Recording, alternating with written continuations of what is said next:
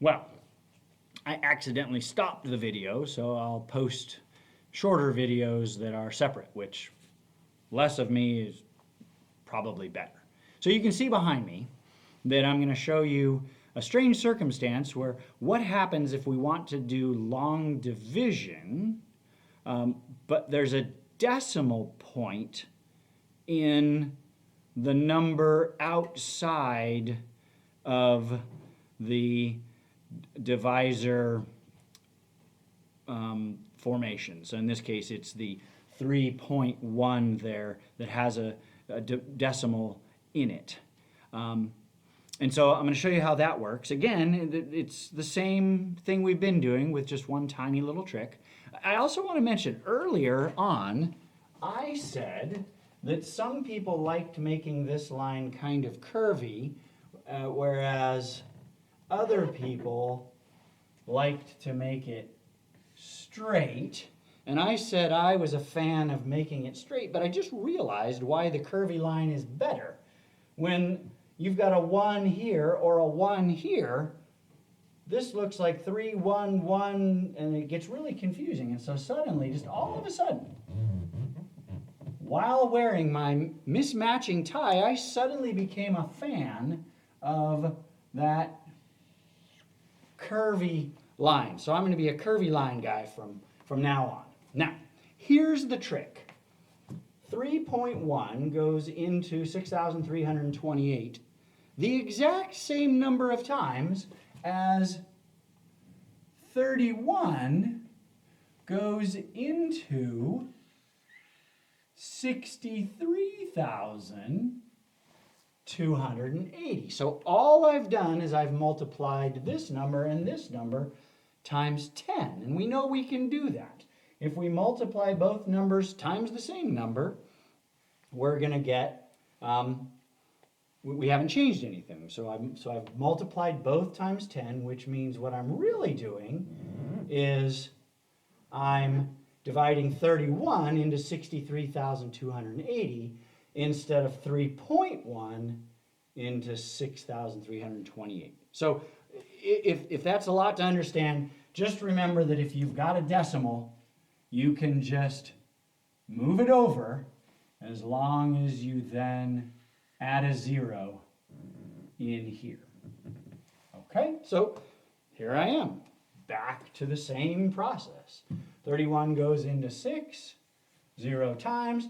31 goes into 63. Let's see, 31 times 2 is 62.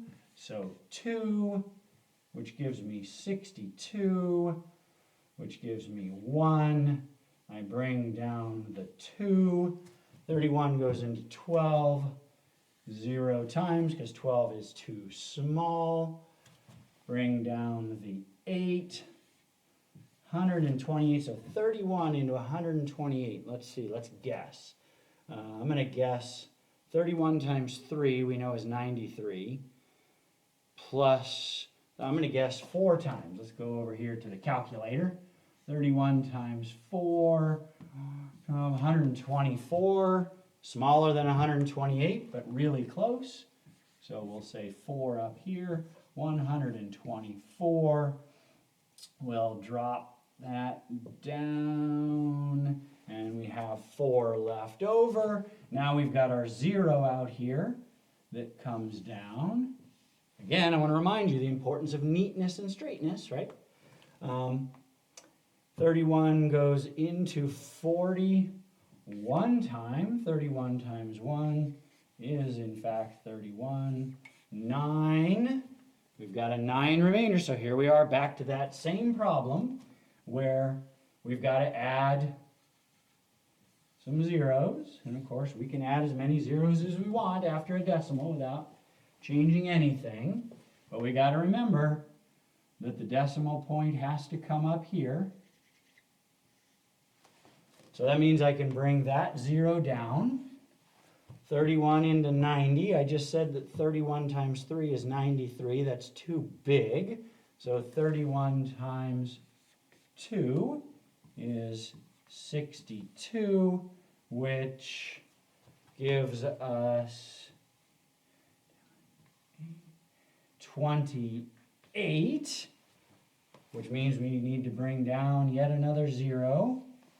Now, 31 goes into 280. Let's see, 31 times 10 is 310. That's too big. Let's see what 31 times 9 is. 279. Well, that's that's pretty good, pretty close. So what did I say? 9. Okay, so we could say the answer is 2041.29, but remember we've got to round. So we're going to do one more bout so that we can decide what to round to. Bring down another 0. 10 is too small, so 0.290. So that tells us that we're going to round 0.29 down to 0.29. So 2041.29, and the only trick was to make this 3.1 into a 31. So 3.1 goes into 6,328 2,041 times. That's the only weird part, is we have to remember that we were calculating 3.1 into 6,328, not 31 into 6,280, even though the answer is going to be the same. Wow, that's kind of mind stretching. We got to remember this is 4th grade math. And it makes you appreciate when you were a 4th grader, you were some kind of a genius. Okay, let's just do one more. And this one, I want you to try on your own, even though it's a little bit tricky.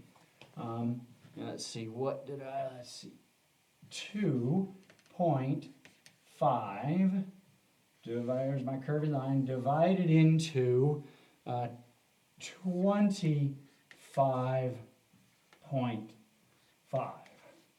So remember our little decimal trick here and see what you come up with. Go ahead and pause the video. I'll wait, even if it takes you 3 hours, I'll still be here.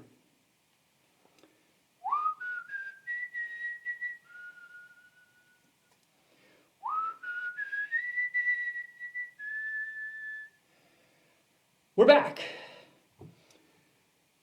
So let's see what you did. First thing we're going to do is we're going to move our decimal, which means we have to move this decimal too. So what that really means is that that 2.5 into 25.5 is going to give us the same answer as 25 into 255. So let's see what we come up with. 25 goes into 0. 25 goes into 25. One time perfectly. 25, which of course is 0. We bring down the 5. 25 goes into 5. It's too small, so that means we need to add some zeros out here to give us something to bring down, which means that, I almost forget to put my 0 up there, which means that we've got to bring our decimal up here. So we bring down our 0. So now we have 50. 25 goes into 50 twice. So the answer is 10.2. But let's remember what we started with. We were originally looking for 2.5 into 25.5. So let's see if we came up with the correct answer, because we can just multiply these two. We can say 10.2 times 2.5. 0.5, and let's just check this out. 5 times 2 is 10, carry the 1. 5 times 0 is 0. 1, 5 times 1 is 5.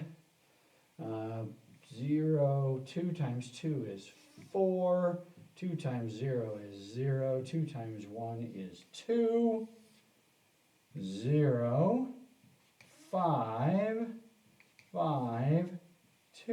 And you're thinking, oh no, panic! The answer comes out to be not 25.5, but 2,550. Ah! But then we remember that we've got to count the number of digits behind the decimal. We have 1 digit behind the decimal, 2 digits behind the decimal, which means we go 1, 2, and there's our answer, 25.5. All right.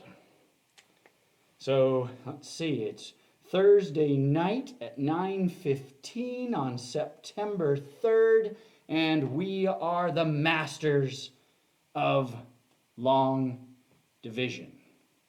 I will see you tomorrow when we celebrate fractions.